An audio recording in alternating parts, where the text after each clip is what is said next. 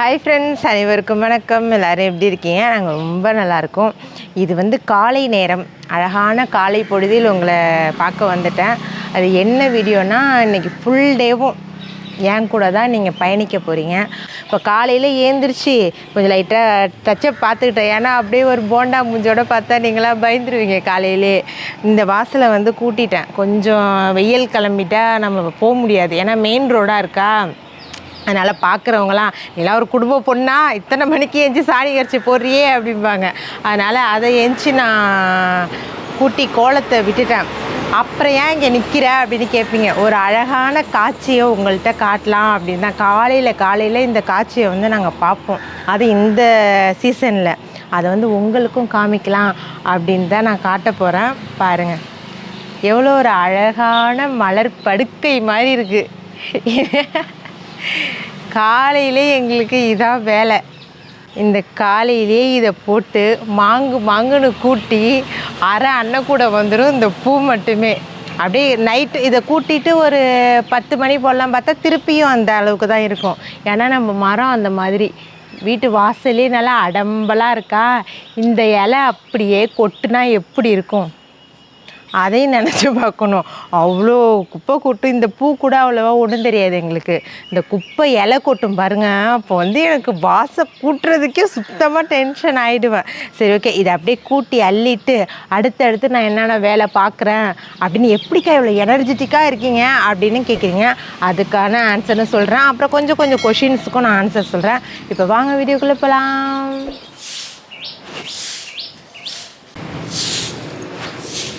இது அப்படியே பொரித்து சாப்பிட்ற மாதிரி இருந்தால் நம்மளுக்கு யூஸ் தானேங்க.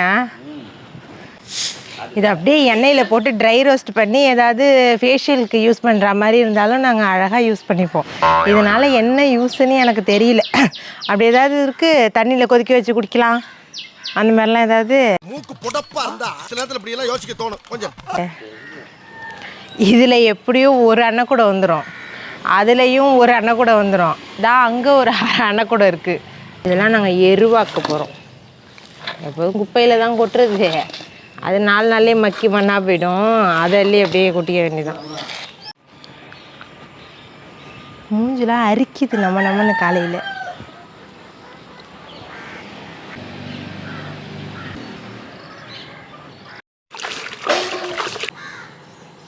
மயில் கத்துதுடி.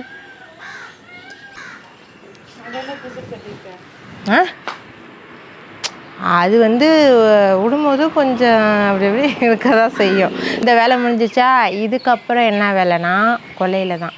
ஏன்னா பால்காரங்க வந்துடுவாங்க. நாங்கள் மாட்டுக்கொட்டாயை கூட்டுறதுக்கு எப்படி 8-9 மணி ஆகிடும். அதிலே அந்த சாணியிலே உட்காந்துட்டு பால் கறக்க மாட்டார்.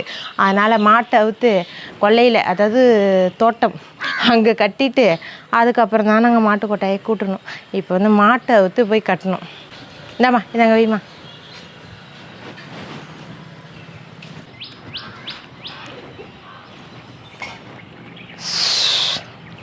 இதுதான் இந்த இடத்த வந்து இப்போ நல்லா பறக்க அப்படியே 4 சிலிப்பை தான் 4 சிலிப்பு தள்ளிட்டு அங்கே உள்ள ஆளெல்லாம் இங்கே கட்டணும்.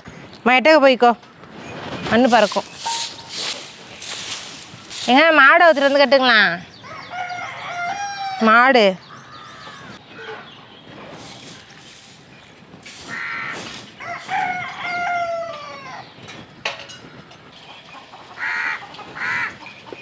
நான் போய் கைகளெல்லாம் கழுவிட்டு வந்துடுறேன்.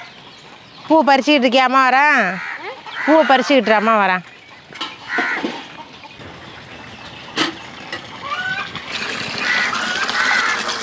எங்கள் வீட்டில் வந்து டிசம்பர் இது வந்து பாதி இதை வந்து வெட்டிட்டோம்.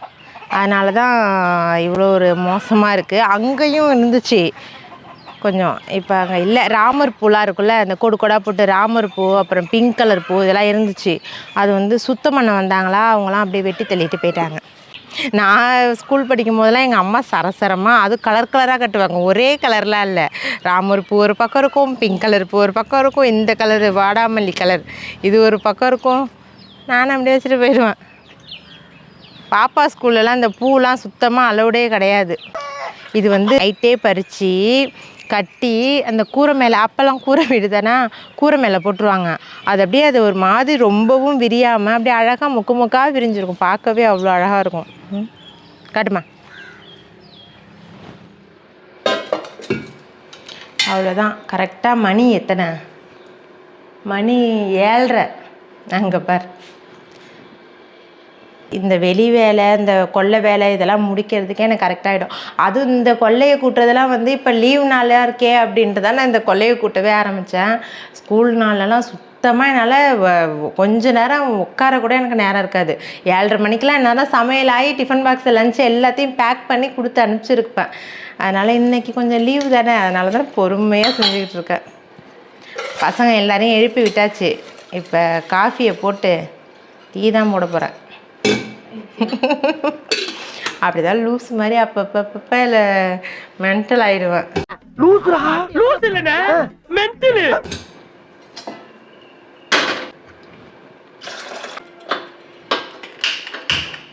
பசங்களுக்கு இந்த டீயை போட்டு கொடுத்துட்டு, எங்களுக்கு வந்து நான் வந்து டயட்டில் இருக்கேன் இல்லையா, அதனால் வந்து நான் மட்டும் குடிக்கக்கூடாது.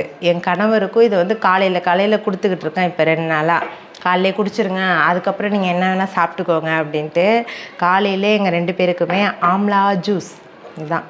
இது வந்து எத்தனை நாள் வரும்னு கேட்டிங்க. எனக்கு ஒரு 7 days வரும், 1 week கிட்ட வரும். நீங்கள் நினைப்பீங்க என்னம்மா காலைல பசங்களுக்கு டீயும் காஃபியும் கொடுத்து பழக்கப்படுத்துகிற அப்படின்னு. ஸ்கூல் டேஸ்லலாம் கண்டிப்பாக இந்த டீக்கான வேலையே எங்கள் குடும்பத்தில் இல்லை. மதியம் சாயந்தரம் நேரத்தில் வந்து நாங்கள் குடிச்சிக்கிட்டால் தான் உண்டு. அதனால் வந்து வீட்டில் இருக்கும்போது டீயோ காஃபியோ வந்து பசங்களுக்கு போட்டு கொடுப்போம். பாலாக பயமக்க குடிக்க மாட்டேதோ, நான் என்ன பண்ணுறது. அவ்வளோதான். இதை அப்படியே தூக்கிட்டு வெளியில் போய் பார்ப்போம். இந்த கிச்சனை பார்த்தா எனக்கே வேர்க்க ஊற்றுது. பார்க்குற உங்களுக்கும் அப்படி தான் இருக்கும். அதனால் இதை போட்டுட்டு கரெக்டாக இருக்குது.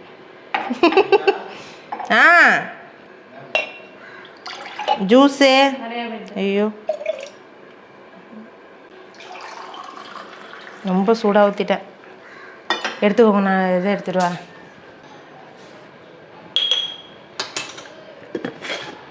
நான்லாம் ஜீனியே இல்லாமல் டீ குடிப்பேன். ஜீனியே இல்லைன்னா 3 போட்டிருக்கேன், 10 போட்டுக்கலாம். ஏன்னா நம்மளுக்கும் வயசு 30 ஆகிட்டு, இப்போலேருந்தே கொஞ்சம் கொஞ்சமாக சுகர் கம்மி பண்ண. 30 வயசுங்கிறத என்னால் உண்மையாக வந்து ஜீரணிக்கவே முடியல.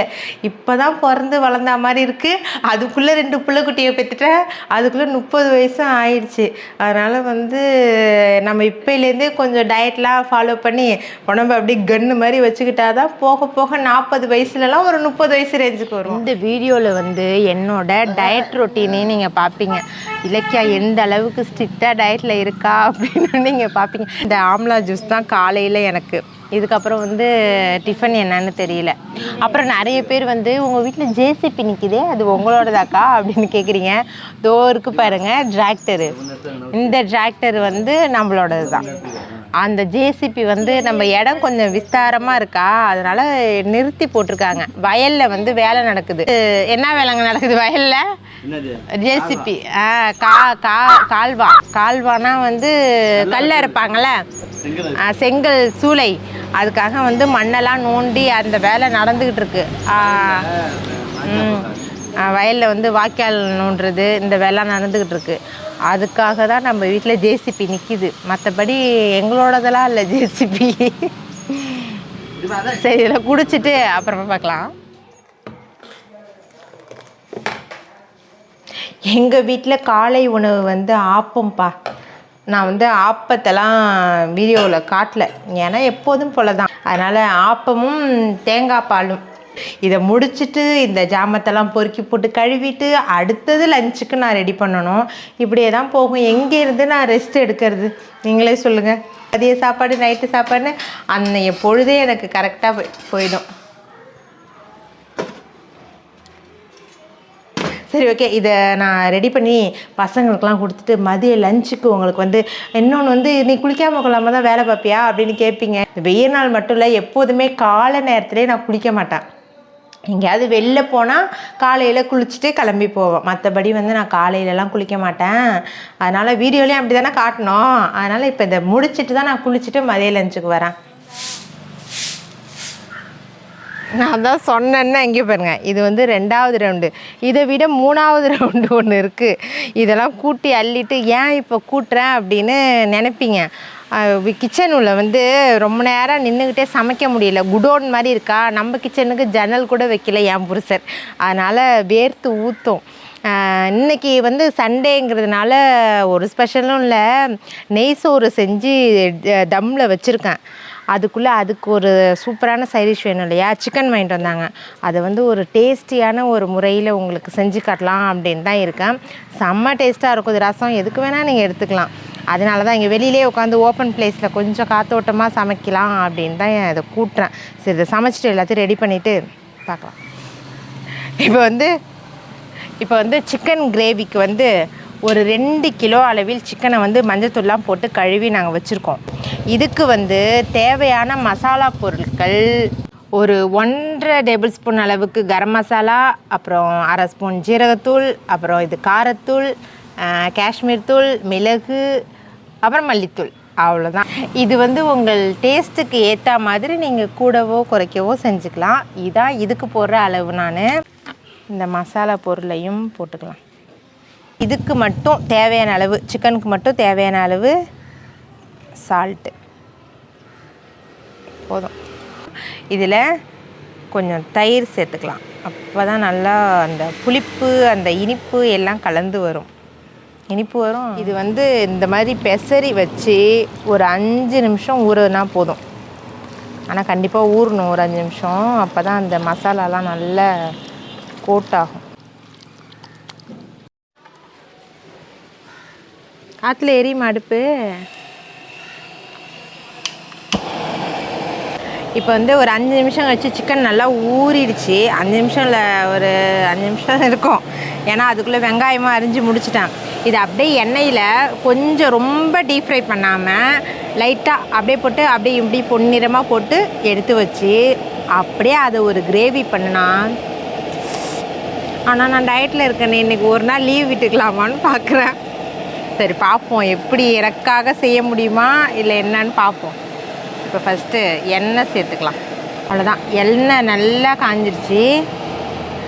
இப்போ வந்து நம்ம பட்டை கிராம்பு அதெல்லாம் எதுவுமே தேவையில்லை. வெங்காயத்தை ஸ்ட்ரைட்டாக போட்டுக்கலாம். இதில் வந்து எந்த அளவுக்கு உங்களுக்கு கருவேப்பிலை கிடைக்குதோ அந்த அளவுக்கு உரிச்சு போட்டுக்கோங்க.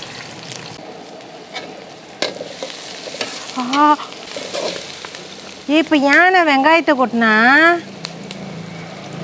ஐயோயோ, நான் சிக்கனை தானே பொறிக்கணும்.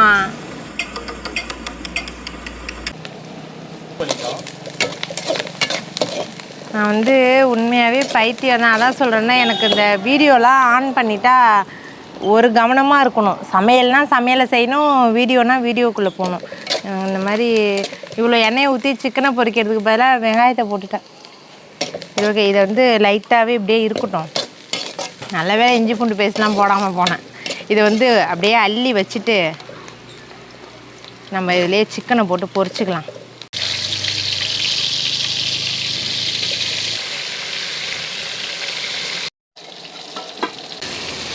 இங்கே பாருங்க, நீங்கள் வந்து எப்படிக்கா ஃபுல் டைமும் எனர்ஜியாகவே இருக்கீங்க அப்படின்னு கேட்குறீங்க. யாராலையும் அப்படி இருக்கவே முடியாது. எனக்கும் கொஞ்சம் நேரம் டயர்டாகும், என்னடா இது அப்படின்னு இருக்கும். ஆனால் என்ன, இந்த குடும்பத்தில் என்னால் தூங்க தான் முடியல. கொஞ்ச நேரம் தலையசந்து படுத்தோன்னு வச்சுங்க, ஆமாங்குங்க, இவன் அடிச்சிட்டான் அவன் அடிச்சிட்டான், அத்தைங்க ஒன்று அண்ணிங்க ஒன்று, தூங்கவே முடியாது. அவங்க கத்துற சவுண்டுலேயே நம்மளுக்கு வந்து தூக்கம் சுத்தமாக போயிடும். அதனாலே கொஞ்சம் நேரம் இப்போ மதிய நேரத்தில் சாப்பிட்டோன்னா கொஞ்சம் நேரம் டிவி பார்த்துட்டு, எங்கே டிவியும் இப்போ சுத்தமாக பார்க்குறதே கிடையாது.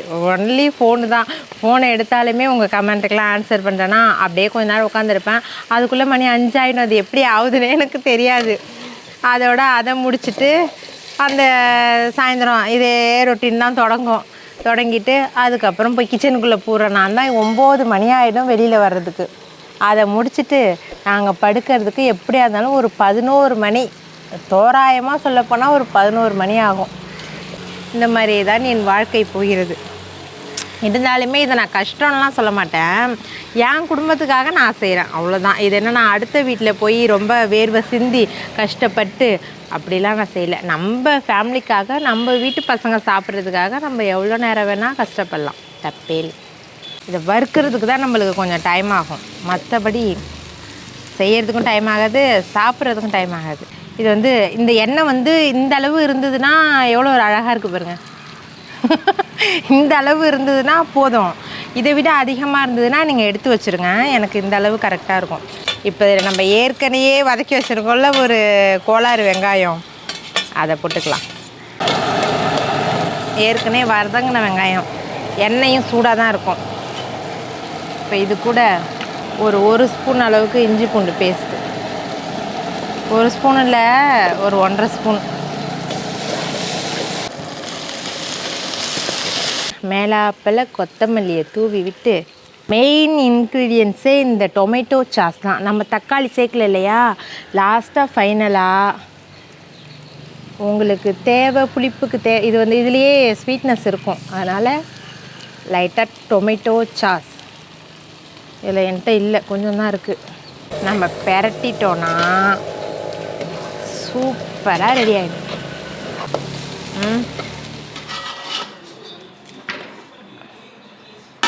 இல்லை புலன்னு சூப்பராக ரெடி ஆகிட்டு. அவ்வளோதான், சாப்பாட்டை போட்டு அவ்வளோதான்.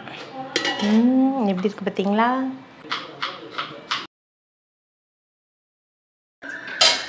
இது வந்து கண்டிப்பாக நீங்கள் இந்த ரைஸ்க்கு இந்த மாதிரி சிக்கன் செஞ்சு பாருங்கள், சூப்பராக இருக்கும். எனக்கு வந்து கொஞ்சோண்டு சிக்கன் எடுத்து வச்சுட்டேன். அது வந்து சார் தான் வந்து எனக்கு கிரேவியாக அது என்னென்ன வில்லேர்னு இருக்குது, டேஸ்ட்டு எப்படி இருக்குன்னு கண்டிப்பாக தெரியும். மணி கரெக்டாக 2:15 ஆயிடுச்சு. பசங்களாம் சாப்பிட்டுருச்சுங்க. அதை பாருங்க, அடுத்தது ரவுண்டிங் விளையாட போகிறானுங்க. அப்போ தான் நான் வந்து சாப்பிட்டுட்டு கொஞ்சம் நேரம் ரெஸ்ட் எடுத்துகிட்டு ஃபஸ்ட்டு இந்த சிக்கனை வந்து எப்படி இருக்குன்னு நான் சொல்கிறேன். ஆஹா, தயிர் நிறையா ஊற்றுனீங்களா? தயிரா? அப்புறம் எப்படி இவ்வளோ குழன்னு இருக்குது?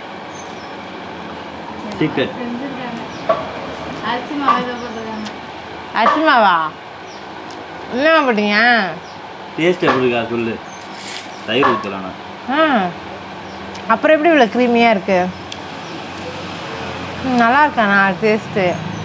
என்ன பண்ணீங்க? ஏதாவது வயிற்றுக்கிட்ட கலக்கிற போது சொல்லுங்க.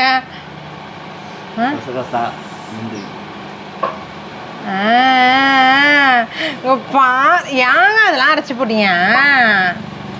நானே டயட்டில் இருக்கேன்னு இதை செய்ய சொன்னதுக்கு கசகசா முந்திரி எல்லாம் பேஸ்ட்டாக அரைச்சி ஊற்றிருக்கேன். ஓகே, சாப்பிட்டுட்டு அப்புறமா பார்க்குறேன். முந்திரி நிறையா போட்டிங்களா? வால்நட்டா? மதியம் நல்லா சாப்பிட்டுட்டு போனவ தான். இப்போ என்ன நடந்துச்சுன்னா, எனக்கு வீடியோ எடுத்ததே சுத்தமாக மெமரியிலே இல்லை. ஏன்னா சாப்பிட்டுட்டு நான் இந்த வீடியோவில் வந்து உங்களுக்கு ஜாமான் கழுவுறதை காமிச்சிருக்க மாட்டேன், துணி துவைச்சதை காமிச்சிருக்க மாட்டேன், இது எதுவுமே கிடையாது. சும்மா நார்மலாக அப்படியே லைட்டாக அப்படியே ஒரு விளாகாக எடுத்துட்டேன். அதெல்லாம் காமிச்சா கேமரா வச்சுட்டு நீ எல்லா வேலையும் தான் செய்வேன் அப்படின்னு கேட்பீங்க, அதனால தான் அப்படியே விட்டாச்சு. இப்போ வந்து ஐயோ திடீர்னு எனக்கு நடப்பு வந்துச்சு, ஐயோ வீடியோ இன்னும் முடிக்கவே இல்லையே அப்படின்னு. இங்கே ஏன் படுத்துருக்கோன்னா ஒரு 10 மணி வரைக்கும் இங்கே தான் இருப்போம். ஏன்னா வந்து கொஞ்சம் காற்று 10 மணிக்கு மேலே நல்லா அடிக்கும். செயற்கை காற்றை விட இயற்கை காற்றை வாங்க வந்துடலான்னு டெய்லி இப்போல்லாம் இங்கே தான் படுத்துருக்கிறது. கொஞ்சம் நேரம் ஆனால் உள்ளே போய் படுத்துப்போம். சரி, ஓகே, இதோட வந்து இந்த விளாகை முடிச்சுக்கலாம் அப்படின்னு முடிவுக்கு வந்துட்டோம். இப்போ வந்து நம்மளை நேயர்கள் வந்து பேர் சொல்ல சொன்னாங்க இல்லையா, அவங்க பேரை மட்டும் நான் கொஞ்சம் வாசிச்சிடுறேன். இதில் வந்து கொஞ்சம் ஒரு சில பேர் வந்து விட்டுருந்ததுன்னா நீங்கள் சொல்லுங்கள், கண்டிப்பாக அடுத்த விளாகில் சொல்லிடுறேன். ஃபஸ்ட்டு வந்து பிருத்விமணி, சாந்தி, மோனிகா முரளி, உமா, பூரணி, ராஜு, வினிதா முருகேசன், கிருபா, அதித்தி, கலைவாணி, அருணா, சௌந்தர்யா, அசினா, மகாலட்சுமி, இலக்கியா. இதில் வந்து பெரியவங்க பேரும் இருக்கக்கூடும், அவங்களெல்லாம் பேர் சொல்லி கூப்பிட்ருந்தேன்னா என்னன்னு தெரியல. சரி, ஓகே, இதை விட வந்து அடுத்த ஒரு சூப்பரான விளாகில் மீண்டும் சந்திக்கலாம். டாடா.